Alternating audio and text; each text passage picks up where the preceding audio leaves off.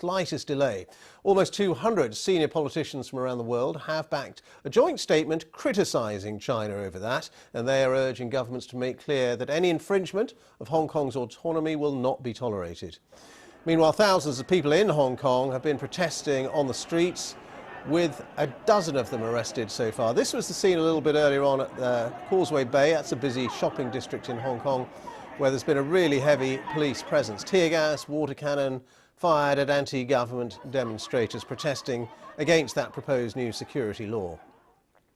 Well, in another territory keeping a very close watch indeed on what's going on in Hong Kong right now is Taiwan. The officially Chinese island, which maintains its autonomous, has been on a high alert, especially after Chinese President annual report failed to mention the 1992 One China consensus that governs the unique understanding between the Chinese mainland and the island. Well, we're joined now by Professor Shirley Lin, who's a university professor at the University of Virginia in the United States and the Chinese University of Hong Kong, and author of Taiwan's China Dilemma. She joins us now live. Thank you very much indeed for being with us. What do you make of this latest move by China on Hong Kong and this security law that has ignited a fresh wave of protests there?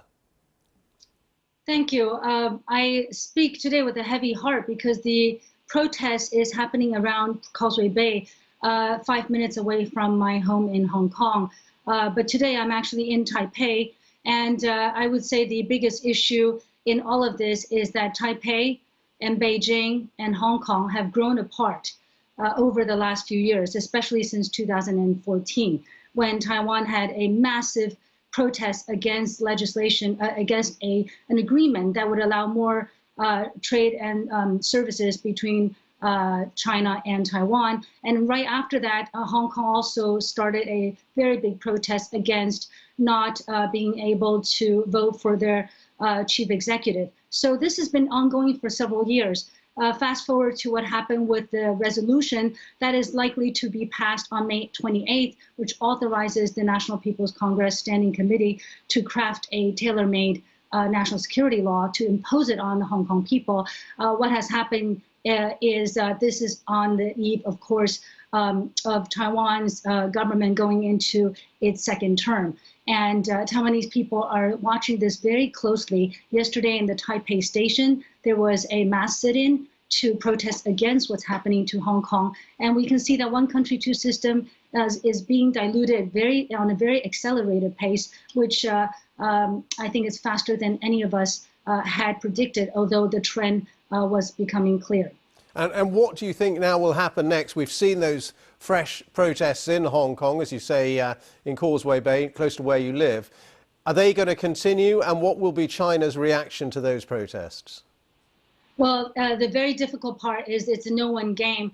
Under the new legislation, any of these people could be arrested with much more consequential sort of sentencing. And the next big event, of course, is June 4th. The 31st anniversary of Tiananmen is coming up. And I think people in Taiwan and Hong Kong were in the past not so united in thinking about what's happening with the Chinese policy on Hong Kong and Taiwan. But over the last few years, young people have banded together. And I think that this will continue despite what has happened today, which is over 100 people, most of them young people, were arrested. Professor Lin, thank you very much for being with us. Thank you for your